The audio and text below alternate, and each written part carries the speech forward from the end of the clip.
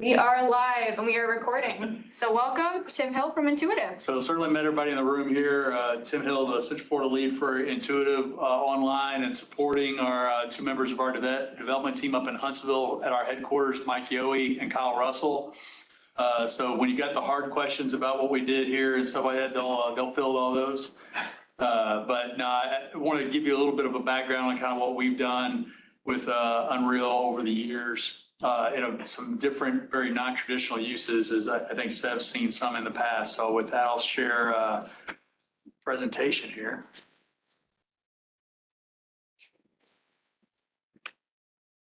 Okay, looks like we're pushing it out. So a little bit about who we are. The company goes back to 1999. We'll hit 25 years here in June coming up. So fairly successful company over that kind of time period here. Our offices, as I mentioned a second ago, headquartered in Huntsville. We also have the office just upstairs here in this building here in Orlando, which for our Central Florida office. Camden, Arkansas, the Panhandle, 3 different locations there, and then out in Colorado Springs now as well. We're typically, we're an engineering services company. We solve hard problems. So we're not a typical training or game company, but we'll use whatever tool it takes to solve a hard problem. And this, you'll see in a minute, Unreal became a tool for us for a couple of pretty good problems that are out there. There's a couple of things that we tend to go a little deeper into there with rapid prototyping and cybersecurity and software development sorts of things. Just to give you an idea about our size, we're about 560 employees, growing at a measured pace right now, primarily aimed at DoD customers. You would imagine with headquarters in Huntsville that we have a pretty good Army base to that, but also as we've spread out into other areas, a lot of Air Force and soon to be Space Force work coming into play. I said soon to be, it's already happening for Space Force as well. On the commercial side, we do some things related to cybersecurity, and then we do some things with our internal development program, some of which you'll see here in the presentation. And then we're big into teaming and partnering, which if you're going to be a mid-size integrator like we are, you kind of have to be. So as you see there, we over 400 teammates and subs that we run an ecosystem of. Been working with Sev and the gang to get the blessing as an Unreal Service Partner Provider. That's been a bit of a journey given the hold on that with some reorganization and such. And then we worked through some IT resellers and some other tools out there as well that work for us. So our work with Unreal Engine, it's not a core business area. It's a tool, like I mentioned a second ago. You'll see that most of our game engine products are kind of non-traditional. A lot of it has to do with the experimentation we've done with our R&D program.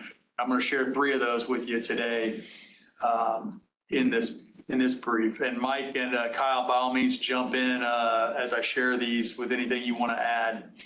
So the first project is one called Meitner, and this was a project we did for ARPA-E, which is the Advanced Research and Projects Agency for Energy. So it runs under the Department of Energy, if I could talk. And the technology areas that it included are shown there. Why it matters, it did some work with advanced computer vision, modeling, simulation, and automation of tasks, all things that we would call digital twinning today. This project was done some years ago, but the whole notion was to basically bring the robot that was going to exist inside the radioactive area of a nuclear facility into a virtual environment and train it before the facility was ever built, so that you would not lose any downtime with the facility once it was up and ready to go and such.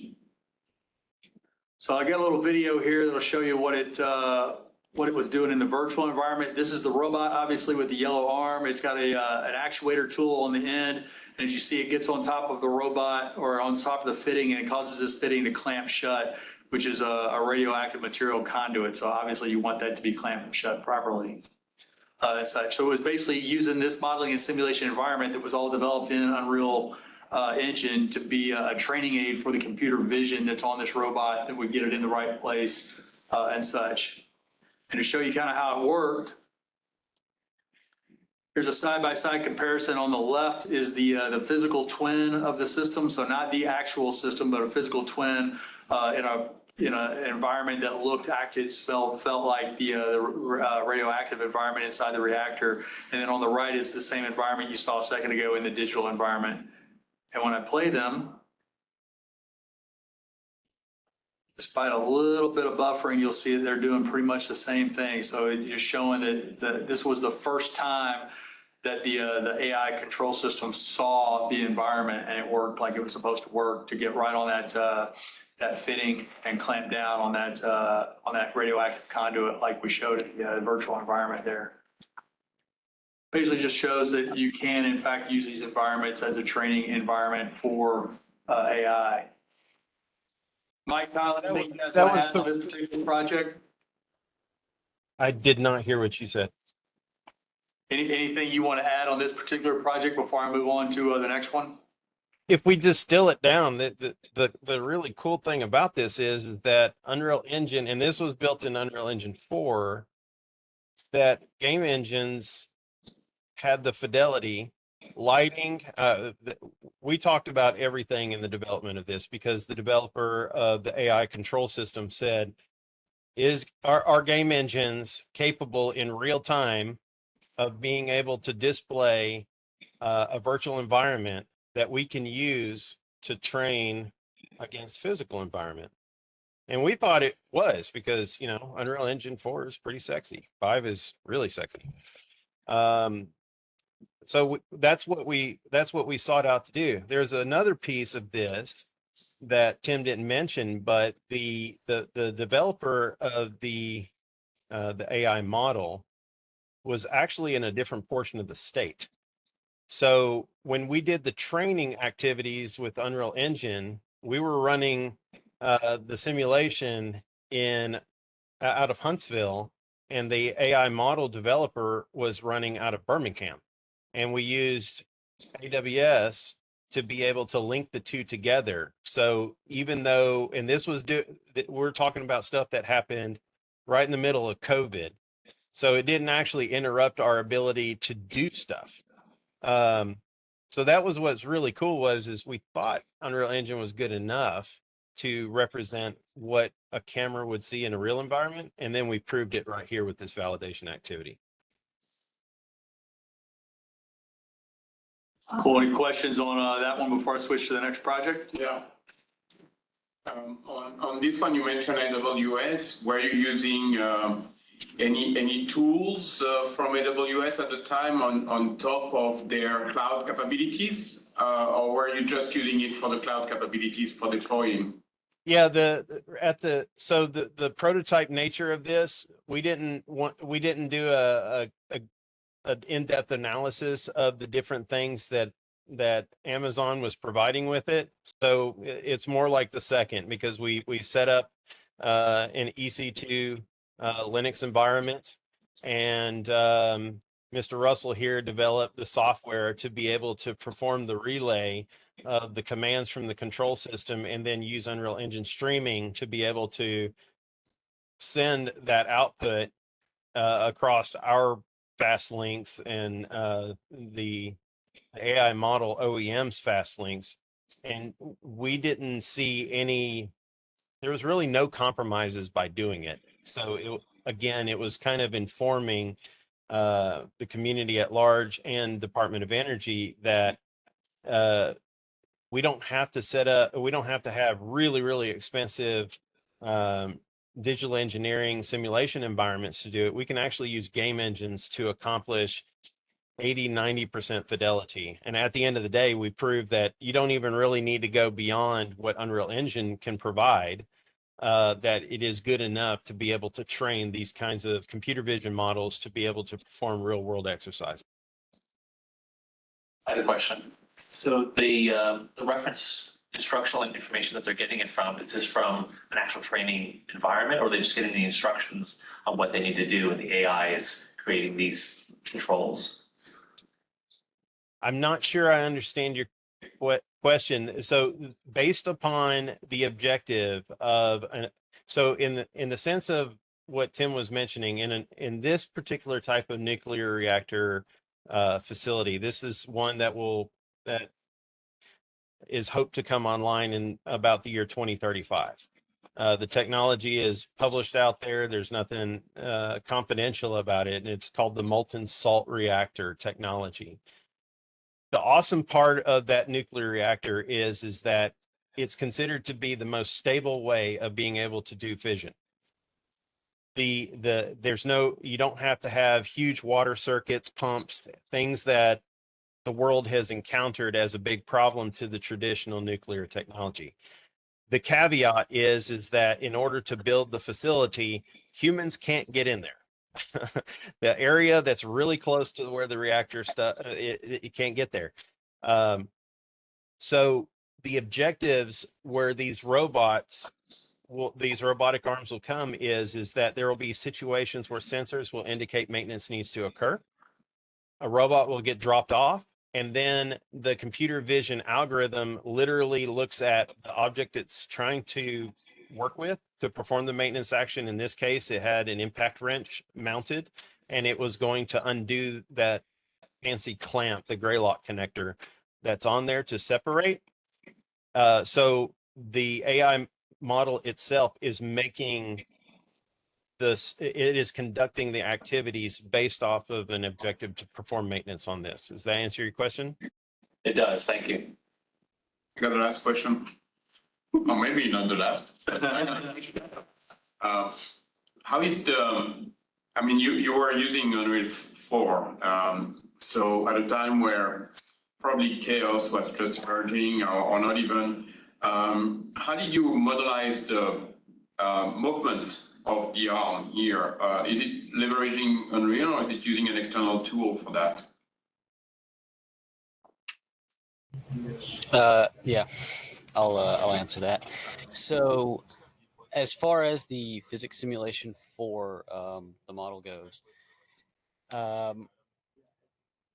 we took several different approaches, or we tried several different approaches. The first one being attempting to use kind of the built-in skeletal motor drivers in Unreal for skeletal meshes. Didn't work so great. It's very hard to make them actually stable in the context of something like a robot where you need things to be very precise. We also attempted building our own sixed off model, which again worked, but it was also difficult to get stable because of some of the way that it was difficult to get it stable outside of modifying Unreal's kind of physics processing loop. In the gameplay code, it's just difficult to do a physics simulation. So ultimately, I mean, what we found is we actually didn't need to simulate the physics of the arm itself. The only real feedback that it needs is that it's hit something, right? Because if it moves and then it touches something, obviously that's bad. So it really just boils down to like an overlap event. If I don't know how nitty gritty you're familiar with Unreal, but it really boils down to just testing for overlap events and then sending those back to the algorithm as a negative reward. Yeah. Try again with 5. You'll appreciate chaos, I guess, or physics engine. That's at the core of UE now. Yeah. Yeah, I've used it some already. It's significantly better than what was there before. Thank you. I'll relay. We'll switch over to the next one here. So our next one that I was going to talk a little bit about is a project we call a tool we call Comprehend. So basically, we started out with tasking to look and find correlations within a set of cyber data out there. The team created a VR application to use basically for the visualization to show different neighborhoods of data. So we have another engine running in the background that is looking for correlation and creates these neighborhoods, if you will, that are the data relationships, or like it says, the lack thereof. And Comprehend is the visualization tool on top of that to help you see this and such. Originally in VR, and then as it says here, revived the project in 2021 as a desktop app. which is where I first saw it. And then that result gets us to comprehend. And this is one of those data clouds that is shown there. And so you can imagine how when you're, in a 3D environment, how you can move through that and look and explore things. Because the whole idea as you get into data analytics is that the piece you're looking for, the things that aren't necessarily things that the human is going to pull out on their own, the things that aren't, as Mike always likes to call them, the duh moments, when like, yeah, I know that already. What do I not know? Giving you a little bit more. So now this one has a bit of an animation in it that gives you an idea of what it looks like when you start moving around inside of one of these data clouds. In this case, you're seeing the 2D desktop application version animated here. The system comes up on its own with the values, if you will, for the axes to put things on. So it doesn't necessarily, it's not that you're picking a set of axes or a set of values or a set of relationships. That's part of what's going on in the background, and then is used by Unreal in the Comprehend tool to visualize it. And then, so you're looking here to say that, okay, well, maybe there's something interesting here about the fact that these points are clustered. So you could stop, you could drill in and start to look at the attributes of those and explore that a little bit there as well, I think. Yeah. So Mike, anything you want to add on this, on Comprehend here that I obviously might have left out? Well, everyone in the room knows that, when it comes to dealing with the day-to-day stuff with our computers, we tend to look at things as if it was a piece of glass. When you're talking about game engines that are performant enough to be able to do things in real time, now we can actually start manipulating things to be able to draw in more human intuition. We call it the immersion element. In virtual reality, the first time that we displayed this kind of data to one of the data analysts, we took his data set, we placed it in Unreal Engine and gave him a headset. They actually took their data in their hand, and then they put their face right in the middle of it. And that was kind of the what's going on moment. But so from software aspect, it's like, okay, that's an interesting, he's wearing it like a hat. Haha, it's funny.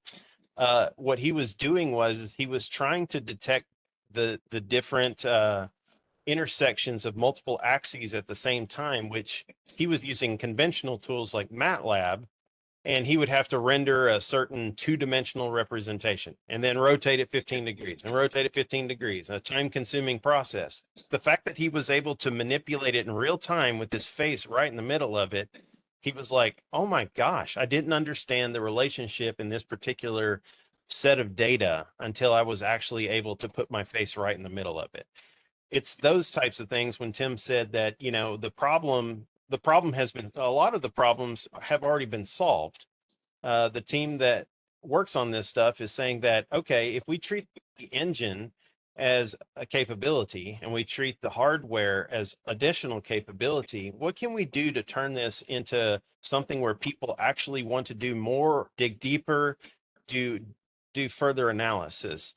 And that this is an example of that, where the striation pattern that you see in the upper right quadrant of the image, and there's striation patterns on the bottom left quadrant, as you rotate those, it's easier to see that it's not simply a two-dimensional line, it's actually a three-dimensional line. Like if we pause right here, that striation pattern fills in a cube. Without going into details of the specifics of that, what it means is that the relationship of data, if we were to just take a two-dimensional snapshot, people could say, oh, it looks very linear. Well, it's not actually linear. It's linear and it has lots of depth.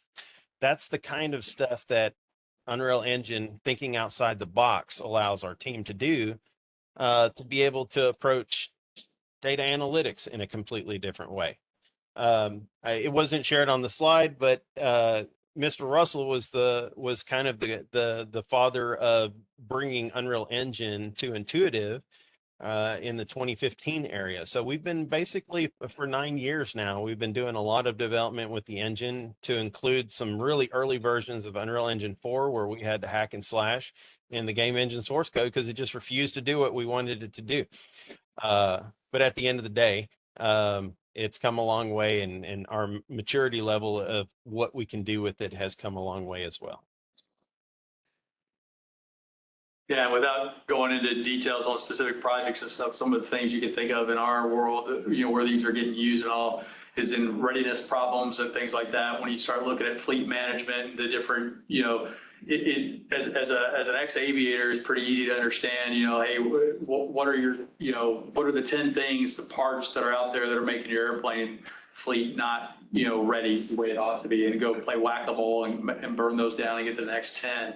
Those are, what I would go back and use Mike's term, the dumb moments, because most of those you can kind of understand that, hey, if there's only so many of this part, that's going to be a degrader. If this part's so far away or has a really long turn time to get additional parts back, it's obviously those are going to be problems. It's the ones that you can't just really pick out from your intuition that are the ones you want to see here, and the ones that this kind of tool will eliminate. And that's kind of how we're using it with some of our customers today. Versions of this to go through and do some different approaches to data analytics, as Mike said. Questions on that one? I think that one's just cool. All right, so the last one I'll go through today is Claris Viewer. So Claris Viewer is a completely different foray for us because it goes down the world of the medical technology and such. And so I think most of us in the room have either had or know somebody who's had a CAT scan or an MRI done, and you're used to being able to go into a viewer that would show you that image on the left, that traditional 2D image that's a slice. So if you think about, I've got this water bottle that I've put on the table there in the clinic, and the sensor head's going through, it's going to slice that water bottle up, 1,000, 10,000, 100,000, whatever you set it to times. And you're going to get to look at one slice of it at a time. And that's kind of what you're seeing there on that image on the left. Well, the image on the right is what happens when you bring it into Claris Viewer, which utilizes, again, Unreal Engine for its visualization components and allows you to interact with those slices all in a model there. So same data as it says on the slide there. And this is showing a fieldable prototype version of Claris Viewer that allows you to go in and see that model. And you'll see the individual that's using the tool take that model and manipulate it around in pretty much any direction or any axis that they want to, and move back and forth through the slices. So when you talk to doctors about how they look at things today, what they're doing is the same thing that military radar operators do, anybody that uses tools like that, and they're trying to create this 3D vision in their head using their training. They look at all these slices, they get an idea of what the 3D looks like. Now you don't have to look necessarily at the 2D slices. You can go straight to the 3D model and have that built for you and such. As I mentioned, this is a fieldable prototype version of Claris Viewer. It is approved by the FDA for use as a supplemental tool to radiologists or whoever else might want to look at imagery and such. Not the primary tool, but who's to say how much they look at which is up to them and such. And what we've done, this kind of stuff that you see in the background here, the table and some of the displays and such, is basically a recreation of a radiologist station that they use to look at imagery. We kind of learned that was probably not the right thing to do. Was to rebuild their station, because they're at their station, they like their station, they're very fast in their station. What we want to give them is really the environment that's not their station, which is really the model there and such. Are the folks who might use it, is this something they like to use goggles, or they just want to see it on a screen? So that's been the interesting part as you go on a foray into these things, because this started out as a friend of the family, if you will, came by and was mentioning the notion of not being able to do this. And we kind of said, well, hey, we can do that. We know how to do that. We think we know how, and we did. And there was actually a doctor that there in, I think is it in Huntsville or somewhere else there in Alabama, Mike, that the doctor existed that found that defect in the child's heart because he was able to visualize it this way. Is it right there in town? No, right there outside of DC. It's one of the largest hospital systems in the country. And so, basically there was just a little skin that was occluding, or tissue, I'll call it, that was occluding a valve in this kid's heart. And they couldn't figure out what was going on because your traditional methodologies weren't showing it. It wasn't giving you that look because the way that the slices were occurring were lined up just right to not ever show that piece of tissue that was occluding. Yeah, exactly. And so when they got in here, they were able to turn around, see it, and he immediately saw it. He's like, hey, I can fix that. And so kids living a normal life now. And so the interesting part, back to your question there, Jeff, is that what we learned is that, you got to get inside the business model on all these things, right? And the business model for a radiology clinic is speed and volume.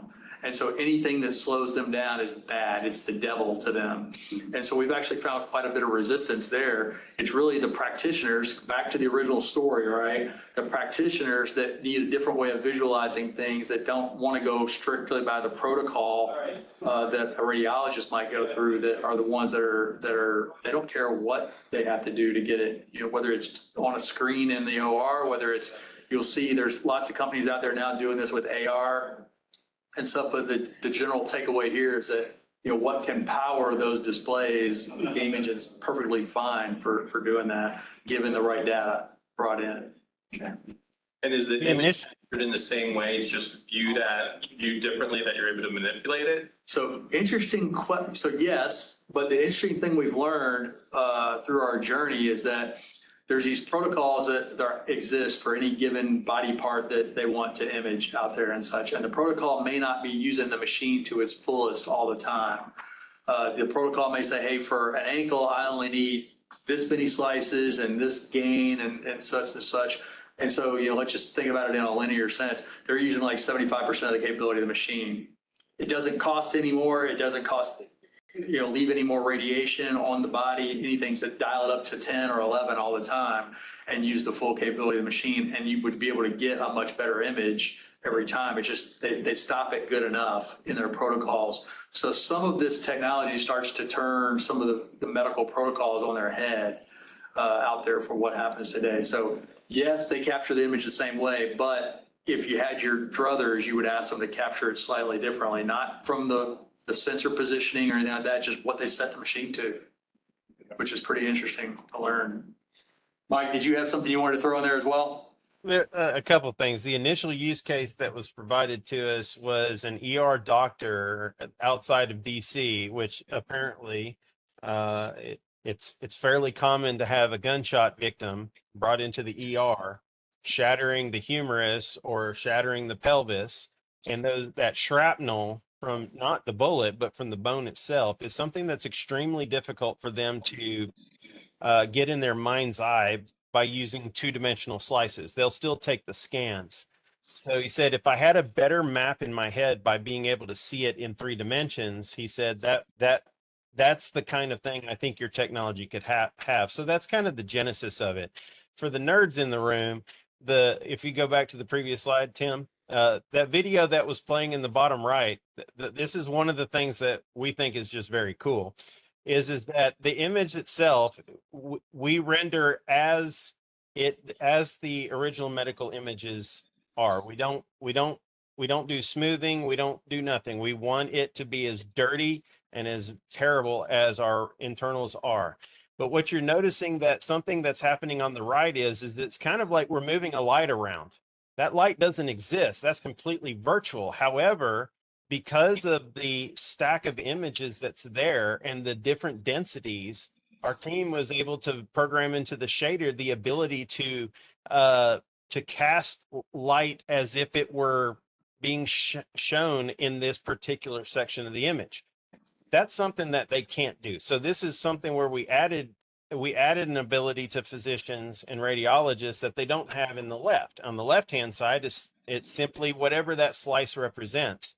But we can use Unreal Engine to calculate, if we emitted light in a certain angle, how that could cast a shadow. And that shadow helps human intuition say, whoa, there's a lump here. You could see it if you work with the 2D images, but it takes a lot longer. Using just this artificial light inside of a reconstruction of the internals of the body it can be a very quick time saver. So once again, it's like, how can we take some of the game elements that's present in the engine and then being able to incorporate it to be integrated into a tool that an analyst is using to analyze their particular data set. So that's kind of what you're seeing there. It's a little hard. It's not described in there, but that virtual light is helping them see the contours of the brain and what's going on inside of it. So the user's kind of using like a virtual flashlight. They can shine it from different angles and look at it. Okay, gotcha. And then the other Yes. thing, oh, go ahead, Mike. No, I was just saying that's exactly right. And what we've been told by physicians is that one time a physician threw his hands up in the air and he says, my brain doesn't even understand how to interpret what I'm seeing because they've never been able to see their patients in this particular way. We're talking about people that have been doing this for 10, 15 years. They're very, very good at what they do in the two-dimensional world. When we did our validation exercises, we brought different pedigrees, very seasoned veterans that's been doing it the old-fashioned way, what we consider the old-fashioned way, for a decade or two. And then we had students, residents that were just learning how to do this. Their ability to take the leap of being able to see the internals of the body and make a diagnosis was vastly quicker using this method with game engines than it was in the traditional method, because like Tim said, the ability for somebody to, over that 10 years, is to be able to take all those slices and put it in your mind's eye to be able to visualize what that three-dimensional construct is. Technology is available today to do this without having to use exceptional memory. I'll give you another use case as well that goes with that I mentioned a minute ago, the angular difference there in terms of what the doctor is able to see for the tissue over the heart valve. The other one that we've had a lot of conversations with surgical oncologists about is visualization of tumors. So if you think about the image on the right, if it's something you could visualize at that particular viewpoint, it's all good. Well, think about if you're a surgical oncologist dealing with a breast cancer patient and you get a tumor, and tumors are not symmetrical. They're misshapen, they have spurs and stuff like that. So oftentimes if you've got a frontal view of that tumor, you're getting an idea of what it looks like, but not what the backside, looks like necessarily. And so the ability to turn around, the model and look and see what that looks like, his theory was that today, this part's not theory, there's somewhere around 30% is the average revision rate of breast cancer surgery today. Revision equals redo because you didn't get it all and stuff. And so if you were able to visualize that in a better sense before you go in, you could help the patient understand their lot in life a little bit better. But more importantly, you can drastically cut down the likelihood of revision because you understand where you're going to go once you get in there to get all of it out on the first shot. And stuff. And so there's real money to be saved there. There's real quality of life to be had there, for folks that are already going through a traumatic part of their life to start with. This is just more here, a little bit on some of the geekery behind this in terms of the 2D representation of the scans and how we end up with volumetric and voxel models in there. Both, you saw representations of both of that in the video in the previous slide. And then those can be manipulated in the virtual space, as it says there. Some of these images that you're seeing here are kind of the tools that they would normally have in a radiologist suite. They're stationed there, and they would be using this slider arm up and down to go back up and down through the slices of that particular body part. So that's what we recreated in there, as I mentioned a minute ago, for them. And then here will be another viewpoint of the technology on another animation here. You mentioned one thing about detection of anomaly in the imagery from the patient. There's a lot of research going on how to leverage the corpus of medical imagery to augment the capacity from the practitioner to detect anomalies. What are your thoughts about the next version, or maybe an evolution of what you have currently, to integrate this augmented reading by pointing out some cues to the practitioner? Hey, Mike, I'll let you go first on that one. I know we've talked about it. Did you catch the question? I believe so. I think Kyle's got a good answer for that. Okay, great, cool. Yeah, we have considered. We actually have considered that, and we have. I'm not sure exactly how deep I'm going to go here, but we've considered it, and we have looked into integrating some machine learning technology, artificial intelligence algorithms, to kind of do exactly what you were saying, um, augment the analyst or radiologist, their abilities to kind of catch even minute details that maybe would be missed or are not what they're looking for instance. Where are you at with that? Is it at the status of being a SOT, or is it something that you tested? I don't know how much I'm allowed to say Yeah, about this. it's a part of our research and development roadmap. So not everything that we build ends up going to product or to commercialization. It's one of those where it's like we like to do a bunch of experiments, and a part of those experiments are just trying to stretch the technology and find out where our limits are.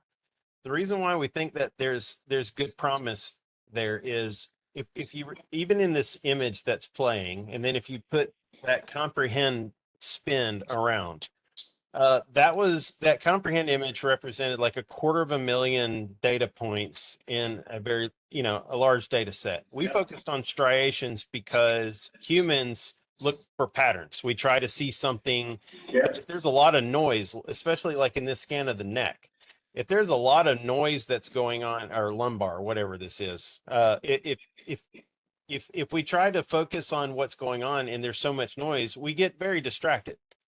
We believe that the augmenting that physician to be able to look for anomalies or things that are out of place, instead of trying to find and identify specific organs, like, ooh, that's the kidney. Yeah, that's been done. We're not interested in reinventing wheels. What we are interested in is being able to say, there's something that's anomalous with the kidney. We need you to focus on that. So a lot of the technologies that we incorporate machine learning do not remove humans out of the loop. I'm not a big fan of that.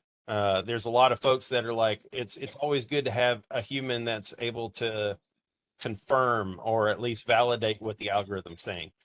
So in that sense is that we're using it as kind of a time accelerator or a force multiplier, in the sense that if the software can help me remove 75% of the noise and let me focus on the 25% of the image that makes sense, that could be a potential 4 times, time saver, or multiply my time efficiency by 4. So that's kind of how we look at it in terms of experiments. So not quite there yet, but we're tracking. I really like this answer, and I think from our point of view, we'd love to continue exploring that with you. We might be able to connect you with people who expressed that need recently, so there might be things to do there. So let's continue on that kind of thoughts. And we kind of thought about it in 2 different ways. One, as well. One is, hey, this is my scan today. Can I detect an anomaly in my scan today? The other answer would be, hey, I've had a scan every 5 years of my life. What's changing over time? And that, honestly, is there a trend? Right, and that's probably the more powerful thing, honestly, as you start to understand, things happen as you get older, right? And change detection is sometimes, actually, I would argue, kind of easier than anomaly detection. Yeah. And such. And so if you can use change detection to catch something earlier, that gives you a better outcome. And then you get the problem of patients that are right over time. That is even crazier than patients that are right today on a punctual manner. But if you handle it through an opt-in kind of, like for instance, I brought, so when we go through the discharge process, as Walt knows, you get all kinds of scans done and stuff. And I brought some of those scans in and looked at my own stuff in here because I want to know, So totally, not everybody's going to be that way. I got it, but agreed. And there was a whole 20-year period of my military career, I was absolutely not that way because I didn't want to know. I wanted to go fly. But you know, for most people, you probably would like to know. So, and I think, yep, and that wraps up what we had to share today. So, any further questions on those for the team? Absolutely happy to share a little more with you guys as always. Yeah, no, it would be super interesting, and I mean these are super interesting different use cases that show a different panel of skill set. That's pretty impressive presentation. Yeah, and one of the things, just to plug the program that Unreal has, we did do, it was not shown in here, but Claris Viewer, the last project we were showing, we did utilize the Mega Grant program from Epic to go through and do a different version of that made more of a desktop viewing version of it and such. And so there are definitely things that you can take with some of these non-traditional uses and take them down an even more approachable path. And some of the artifacts from that Mega Grant are available out there on the store today. Cool. And there's deployment on the Vive.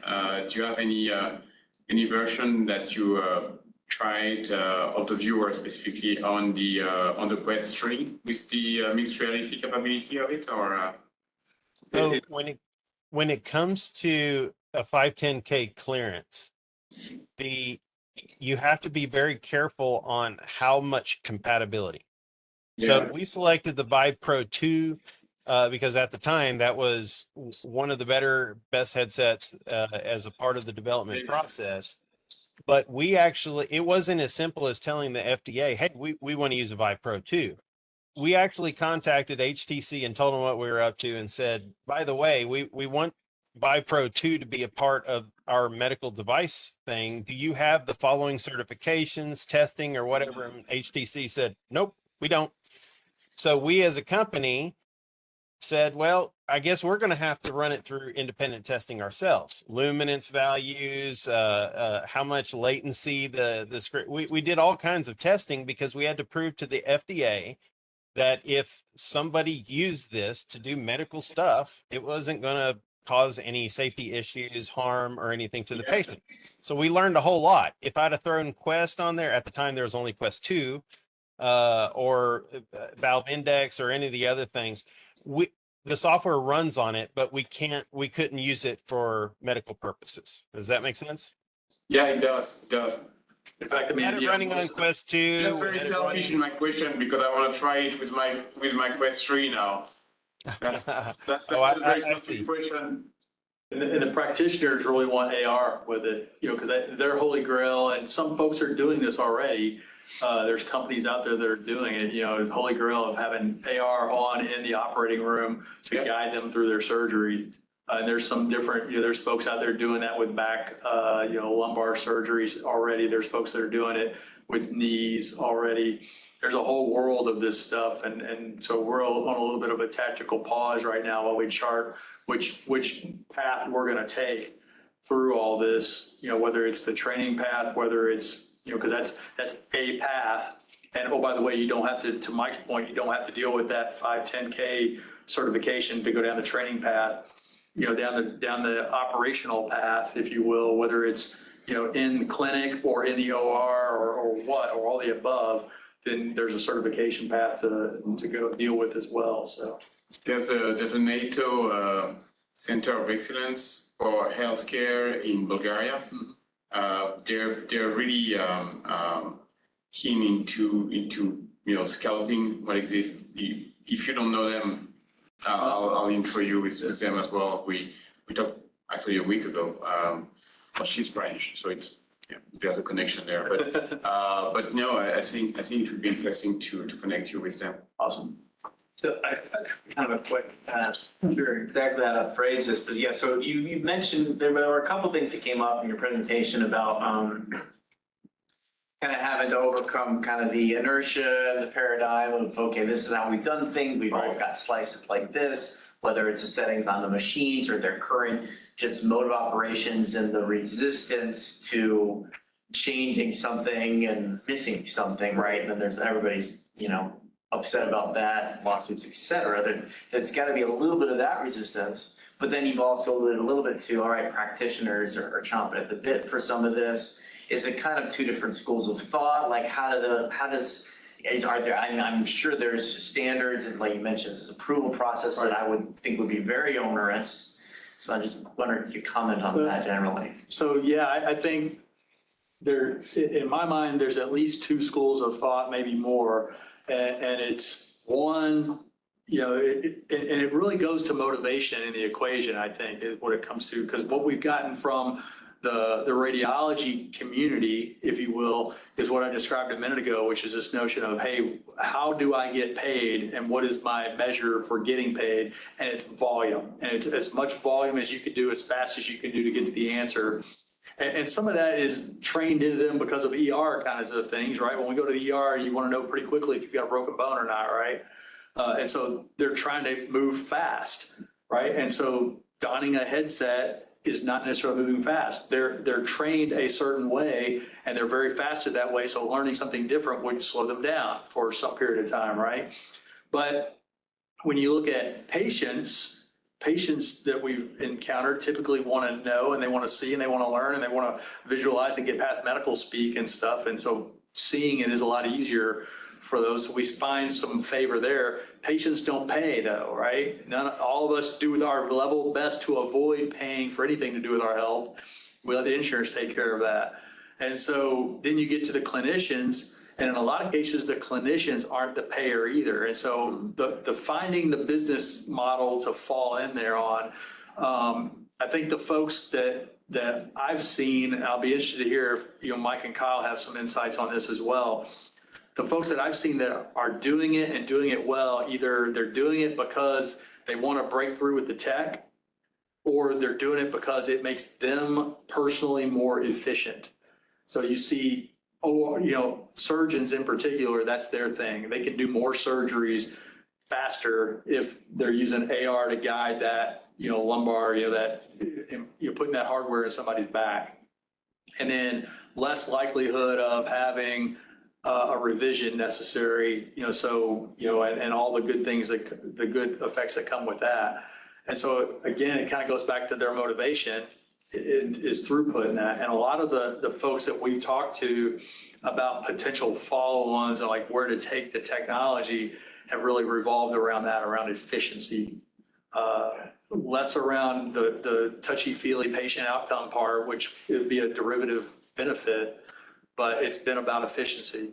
And if you get into that, I mean, every business you get into, right, it's about the bottom dollar, and that's healthcare is not any different. Mike, Kyle, you guys got any thoughts to throw in on that one? Really depressing answer, by the way, but but not realistic. Well, it's like when you go for like an ultrasound for like a child, right? You can do the 4D, which was the big op thing, so you can get a three-dimensional picture, but that was out of pocket, right? So it was sort of a different thing. That's with most technologies. There is, you have to convince the insurance companies that by them covering it, it's going to save downstream costs. MRI used to be an opt-in only. Now it's considered critical for orthopedics. So I guess there's the patience element, and a lot of it has to do with being able to break into a market that is, like you said, it's geared one way, and it's extremely hard. However, the more we get the stories about the cardiologist being able to see something, because I mean they were Hail Marying everything. This is there's a lot of depression that happens behind the scene when you realize that the stuff that the current technology works well for, that's not what they're really curious about. What they're curious about is the patients that they're having a really hard time trying to save or improve their quality of life. And those stories are, as you said, it's depressing, especially when, we're talking about business cases, and then you hear people that we're relying on, that they're bringing up these issues that as patients, we don't really consider, but it is part of the calculus of trying to break into the medical market. Jeff, you did bring up the notion of the onerous certification process and stuff. I'll tell you this, I mean, kind of what I've gotten from talking to the team and stuff afterwards is that any company that operates in the federal space, you're used to checklists and whether it's flight certification and gathering data for that, presenting that data package, whether it's an ATO for on the cybersecurity side of the house, you're used to gathering data, and it's the same thing. Okay. Mike kind of described it when he was talking about the testing we had to go do on the headset to get that, but it was all a matter of assembling the artifacts that are required to prove your case. In this case, that it was going to do no harm when used as a supplementary viewer. You know, See, that's the key, right? Because to say, oh, well, we're not going to do this anymore, we're going to do this, that's where I would think it would be crazy, because there'd have to be really expensive studies done first. right, because think about, so like I mentioned earlier, every image that they want to take of any part of your body, there's a protocol associated with it. And so you'd have to go and do that protocol ad nauseum to build up a pile of data that says your protocol is now as good or better than what exists. And good luck building that up, because now you've got, I mean, think about since x-rays were developed, we've been gathering data on x-rays, and then as CTs moved in and MRIs, blah, blah, blah, blah, blah. So you're trying to overcome or compete with that pile of data now. Right. But calling it a supplementary, I mean, it's pretty good. It's a pretty good strategy because it gets a foot in the door, right? Exactly. It's like, all right, well, we're not going to replace you, but we're going to put it here, and then hopefully over time, as it picks up steam and eventually proves itself Get some out. adopters that way. Yeah. Well, hey, everybody, really quick, join me in giving the Intuitive team a round of applause. Yeah. Thank you.